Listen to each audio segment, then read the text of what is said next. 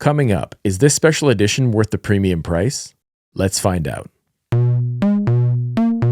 know what you're gonna be? Blasted.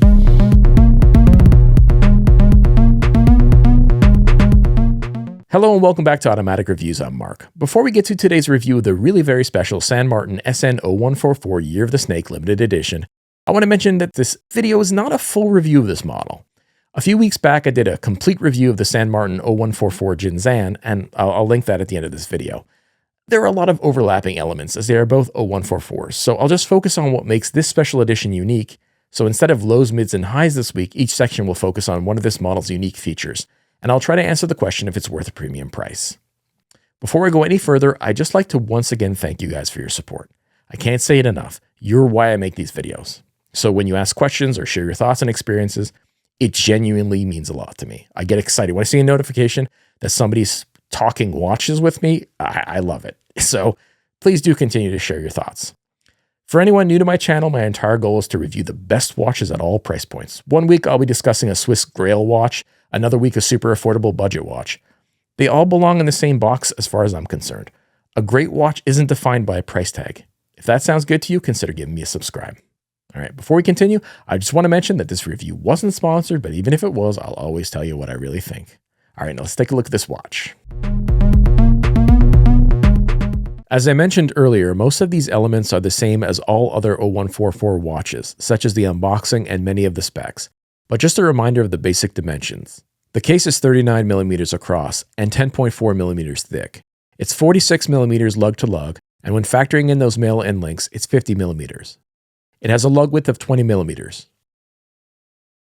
And of course, it wouldn't be one of my videos if I didn't say, here it is on my flat profile 7-inch wrist. So here's a look at that.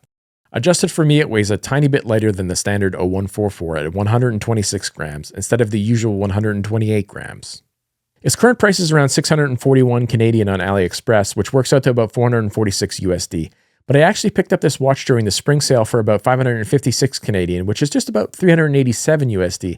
So definitely pick it up on sale if possible. However, given that it's a limited edition, you'll have to decide if you prioritize price or guaranteed access to a unit.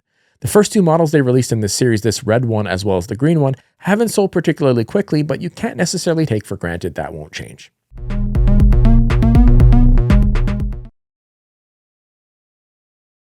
The first major difference is this is a limited edition. Each colorway in this series will be limited to a production run of 99 units. Currently, you can purchase either this red unit or a green option.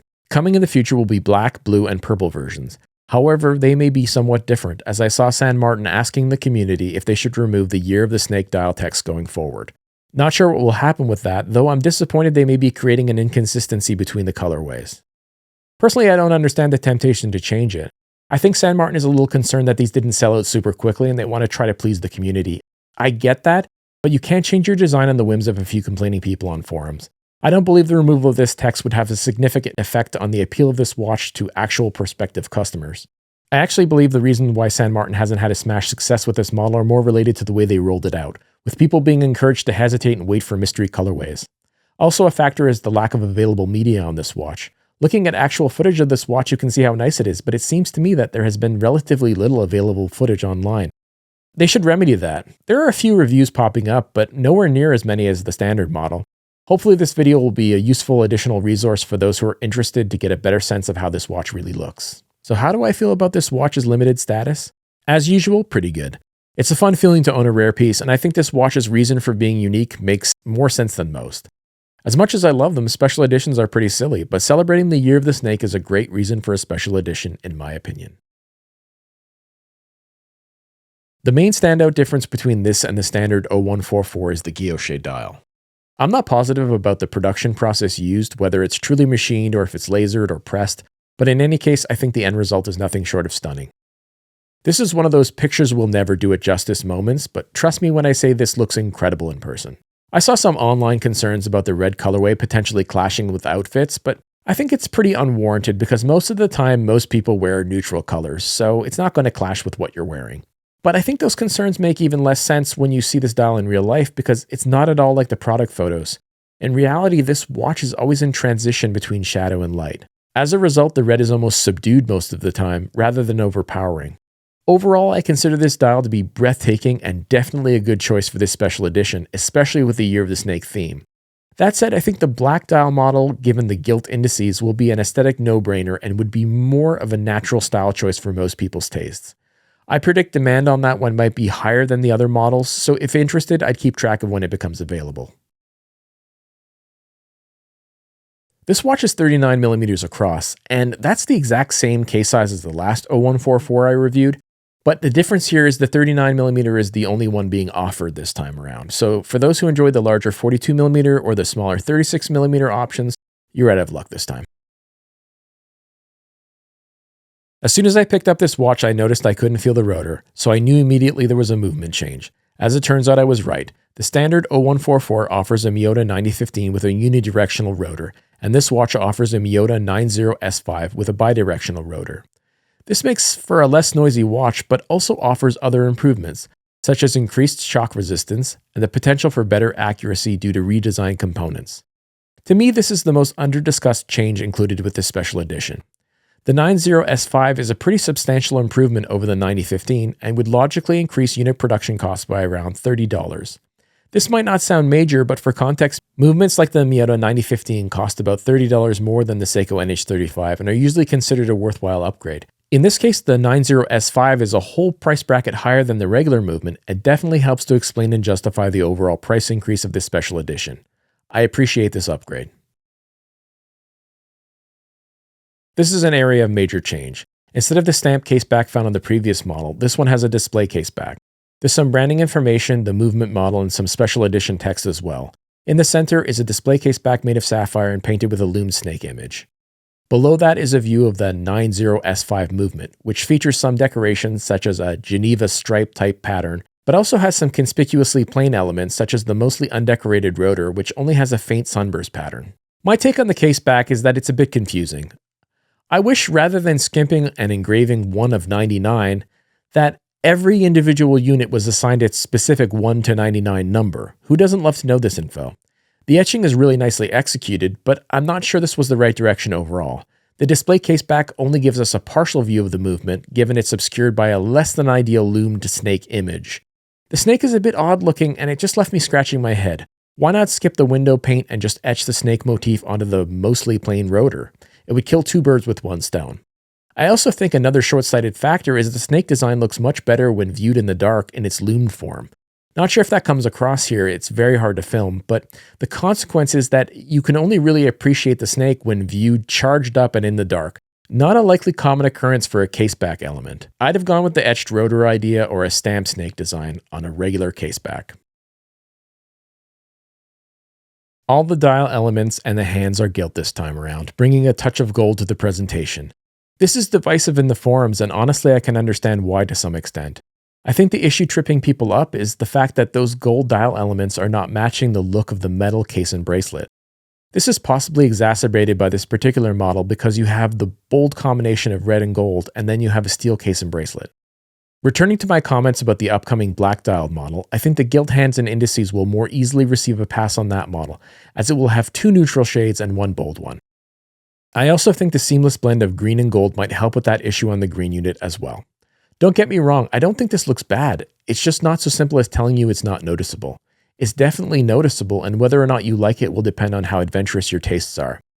What I personally love about it is it really captures the essence of what this watch represents, with the use of traditionally auspicious Chinese colors. The hands are quite different this time around. The hour and minute hands have improved legibility thanks to a beveled edge which allows them to pick up light at more angles. The previous model had flat hands that could fade more easily into the background. The bevel enhances legibility, sure, but it also contributes to a more premium presentation overall. This is a welcome change. Also of note is the arrowhead counterbalance on the seconds hand is larger and has a stronger presence than the standard 0144, which had a smaller and less prominent counterbalance. I haven't really seen this talked about much, but the indices are slightly larger here than the standard 0144. As a consequence, the loom strip down the center is just a tiny bit wider as well. Not sure if this can be easily conveyed through footage, but in person it's noticeable. I feel pretty neutral about this change. Both look good. You might expect the characters at the 5-minute marks to represent some sort of timekeeping information, but my research seems to indicate that instead these symbols represent the 12 earthly branches, with each one symbolizing a different animal such as horse, rabbit, snake, and dragon.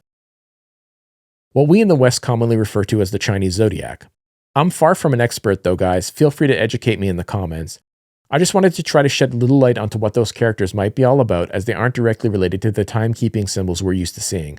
Also of note is the minute hash marks have been replaced by this intricate design. Overall, I like these changes as they definitely make this watch feel more special. There's no date here. Some will be bothered by that, but if you know me, you know I love it. I wish the standard 0144 would also receive a no-date release.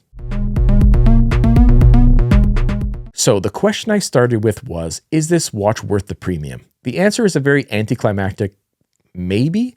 The dial complexity, improved hands, and more costly movements certainly justify the increased asking price on paper, but for this to be worth it to you specifically, it's going to depend on whether or not the aesthetics and themes speak to you here.